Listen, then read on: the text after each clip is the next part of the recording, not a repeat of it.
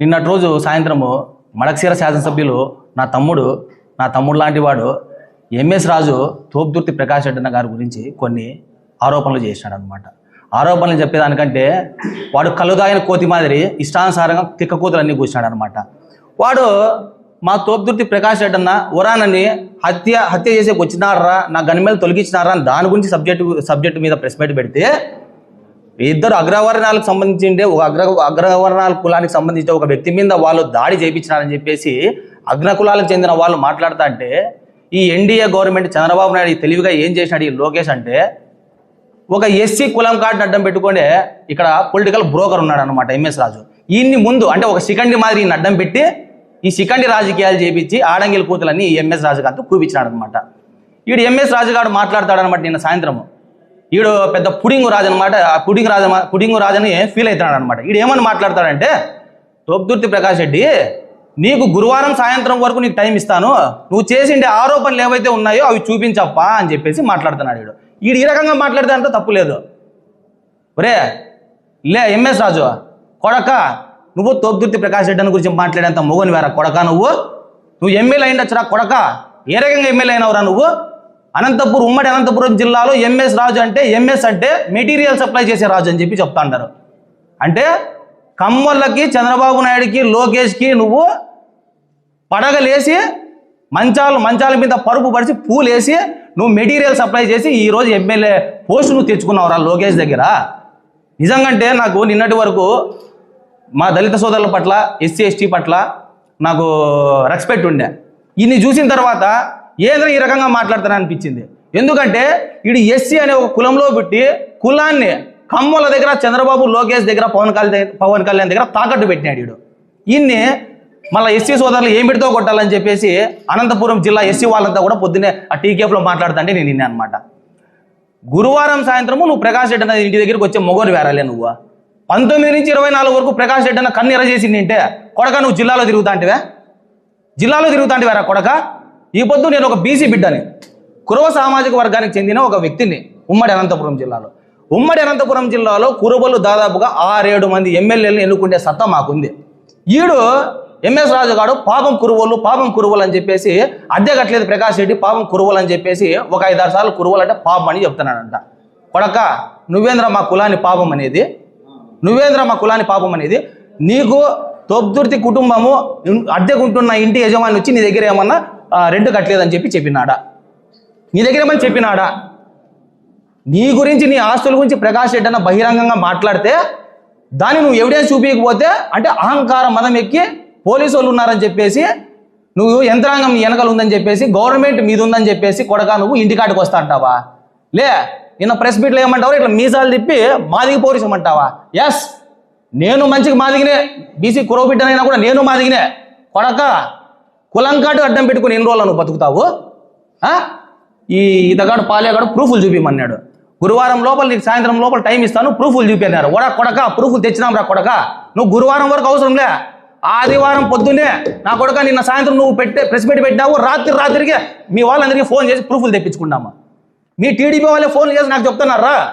మా వైసీపీ వాళ్ళ బాబు నీకు ఎంతమందో ఫోన్ చేసి చెప్పినారంట కదా, పుడింగులు కొంతమంది శిఖండి నా కొడుకులు. అట్లే మీ టీడీపీలో నా వెల్విషర్స్, నా మంచి కోరే వాళ్ళు నాకు కూడా ఫోన్లు చేసి వీడు దొరికినాడు, ఇది పిసికేసి అని చెప్పినారు.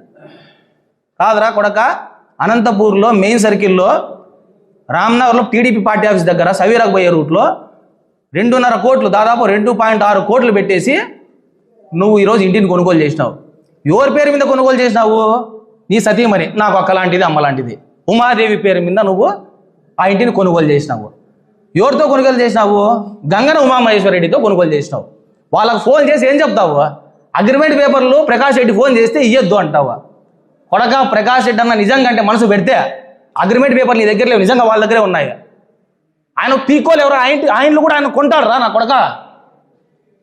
ఆయన పీకోలేవు, నువ్వు అతని గురించి మాట్లాడతావు, ప్రకాష్ మామ గురించి. ఈరోజు నేను ఈ రకంగా ఎందుకు మాట్లాడుతానంటే, నేను ఒక కురవ బిడ్డని, బీసీ బిడ్డ అయినప్పటికీ కూడా ఉమ్మడి అనంతపురం జిల్లాలో అగ్రవర్ణాలు ఉండే ఒక నాయకులు, బడా నాయకులని మేమందరూ అన్నానో సారో అంటామన్నమాట. కేవలం తోపుదుర్తి కుటుంబాన్ని మాత్రమే మేము మామ అంటాం రా కొడక. అంటే బీసీల పట్ల, ఎస్సీల పట్ల, ఎస్టీల పట్ల తోపుదుర్తి ప్రకాష్ రెడ్డి అన్న గారికి కానీ తోపుదుర్తి ప్రకాష్ రెడ్డి మా కుటుంబానికి కానీ ఏ రకంగా మా మీద ఆప్యాయత ప్రేమ ఉంది అనే దానికి నిదర్శనమే నా కొడక. కురుబోళ్ళందరూ కూడా మామని పిలిచేది. నా కొడక ఇంకోటి మాట్లాడుతుండవు, చెప్పుల షాప్ పెట్టించాను. వరా నైనా నువ్వు చెప్పుల షాప్ పెట్టకంటే ముందు చిన్న ప్రకాష్ రెడ్డి మామ ఓ చిన్న తప్పు మాట మాట్లాడాడు. వాడు చెప్పుల షాప్లో కాదు పనిచేసింది, చెప్పుల గోడౌన్లో పనిచేసింది నా కొడుకు. వాడు చెప్పుల గోడౌన్లో పనిచేసి సెక్యూరిటీ గార్డుగా చెప్పుల షాప్ పెట్టుకున్నాడు అనమాట వాడు. ఇదే బీజేపీ ఫయాజ్ అన్నతో నువ్వు తిరిగి, ఫయాజ్ బాయ్తో తిరిగి నా కొడుకు ఆయన అడ్డం పెట్టుకొని నీ పేరు అప్పట్లో 10 రూపాయలు కుస్కా అని చెప్పినట్టు నాకు గుర్తు. అంటే ఫయాజ్ బాయ్ జేబులో నుంచి 10 రూపాయలు మన ప్రెస్ వాళ్ళు అంతా తెలుసు అనమాట, ముందు నుంచి ఉన్నారు కాబట్టి. ఓ 10 రూపాయలు జోబులోంచి తినరా అంటే కుస్కా గుడ్డు తినేసి నువ్వు ఆయన వెనకాల తిరిగి పోయావు నా కొడుకు. అది అన్న నవ్వుతున్నాడు, అన్న కూడా తెలుసు కాబట్టి. నువ్వురా నా కొడుక మాట్లాడేది. ఈ పొద్దు మెక్డోనల్డ్స్లో 7 కోట్లు పెట్టి కొన్నానని చెప్పి నా మీద ఆరోపణలు చేస్తున్నావంటావా? ఆరోపణ కాదురా కొడక, అవి నిజాలు, పచ్చి నిజాలు. ఫోన్లు చేస్తే నేను సాక్ష్యం, నేను పక్కనే ఉన్నాను అనమాట.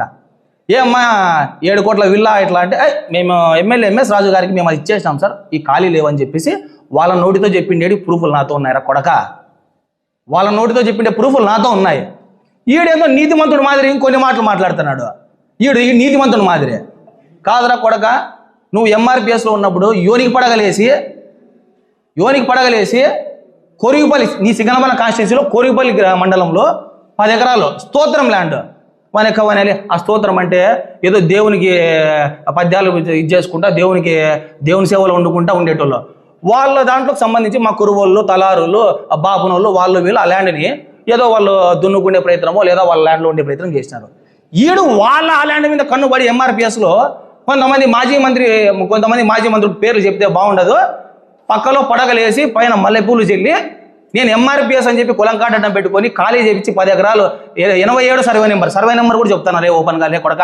87 సర్వే నెంబర్లో నువ్వు బాబునోని వేరా, నీకు ఆ ల్యాండ్ వచ్చేది. స్తోత్రం చేసేటోళ్ళు బాబునోళ్ళు, పూజారులు.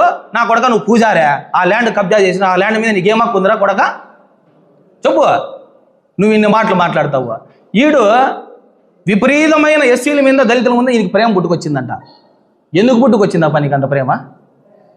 ఎందుకు పుట్టుకొచ్చిందప్ప? పుట్టగోసి నీకు ఆ ప్రేమ, పుట్టగోసి ప్రేమ కాదురా ఎంఎస్ రాజు.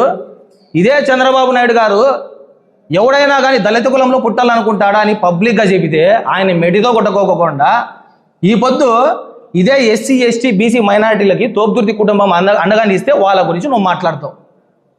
నువ్వు కొట్టాల్సింది ఎవరిని? మొట్టమొదట చంద్రబాబు నాయుడు. అంతెందుకు మొన్నటికి మొన్న ఒక 15-20 రోజుల కింద ఒక చిన్న ఇంటర్వ్యూ చేసిన. డిప్యూటీ స్పీకర్ అయినటువంటి రఘురామరాజు గారు నాకు ఎస్సీ ఎస్టీ ఓట్లు అవసరమే లేదు అన్నాడు. నువ్వు ఏం చేయాలి? అదే అసెంబ్లీలో నువ్వు సార్ అని చెప్పేసి ఆయన ముడ్డెనకలు తిరుగుతున్నావు. మరి కొత్తగా నాకు తెలిసిన విషయం ఏంటంటే ఎంఎస్ రాజు అంటే మళ్ళీ నేను ఈ బూత్ మాట్లాడకూడదు, కానీ ఈడు చేసిండే మాటలకు మాట్లాడాలా. చంద్రబాబు లోకేష్కి ముడ్డికి సోప్ రాసే రాజు అంటే ఎంఎస్ రాజు అని చెప్తున్నారు.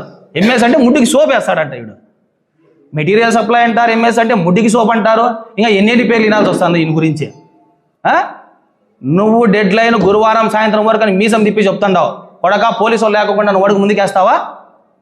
3 సార్లు ఎమ్మెల్యే టికెట్ తెచ్చుకొని జగన్మోహన్ రెడ్డి గారి ఆశీర్వాదాలతో రాప్తాడు ప్రజలు.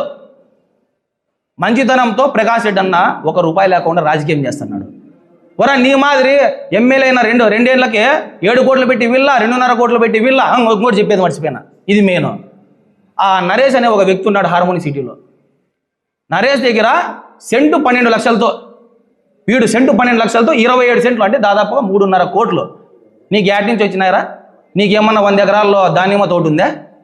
50 ఎకరాల్లో అరటి తోట ఉందా? ఆ డబ్బులు యాడ్ నుంచి వచ్చినాయి. నువ్వు నరేష్తో బేరాలు మాట్లాడేది అంటే అవన్నీ లేవనుకున్నావా?